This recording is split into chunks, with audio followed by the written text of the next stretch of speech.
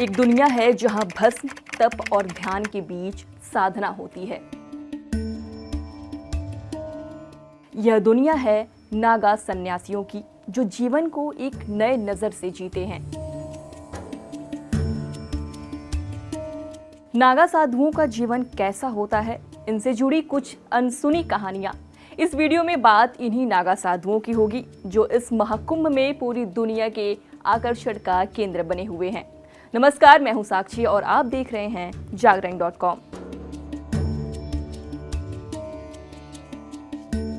प्रयागराज में चल रहे महाकुंभ में अलग अलग अखाड़ों से जुड़े हजारों साधु नागा सन्यासी बन गए। सबसे पहले इनका मुंडन हुआ।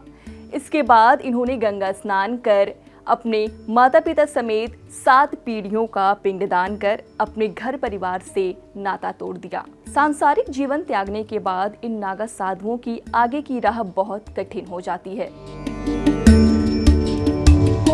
नागा के जीवन में प्रवेश करते ही वह सिर्फ साधु ही नहीं, बल्कि आध्यात्मिक योद्धा बन जाते हैं।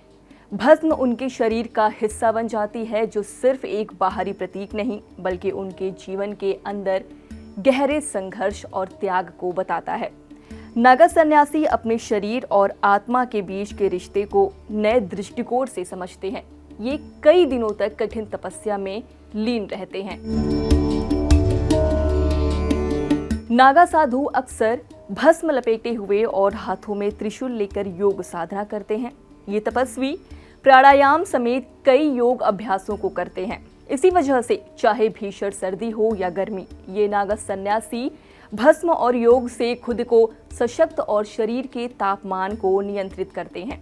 अखाड़े के लोग बताते हैं, कुंडलिनी और तुम्मो योग करने से इनका शरीर गर्म रहता है और इससे इन्हें भीषण सर्दी में भी कोई समस्या नहीं होती। इसी वजह से इन्हें नागा कहा जाता है, क्योंकि वह किसी भी मौसम और परिस्थिति में निर्वस्त्र रहते हैं।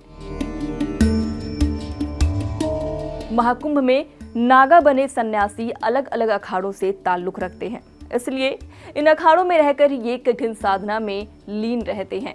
मौनी अमावस्या के अमृत स्नान से पहले ये किसी से भी संपर्क नहीं रखेंगे। इस दौरान अखाड़े के सिर्फ चुनिंदा संत ही इनसे बात करते हैं।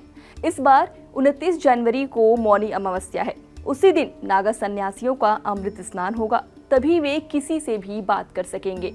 अमृत स्नान वाली रात में आचार्य महामंडलेश्वर से उन्हें मंत्र मिलेगा। इसके बाद सभी नागा सन्यासी इस अमृत स्नान को करेंगे।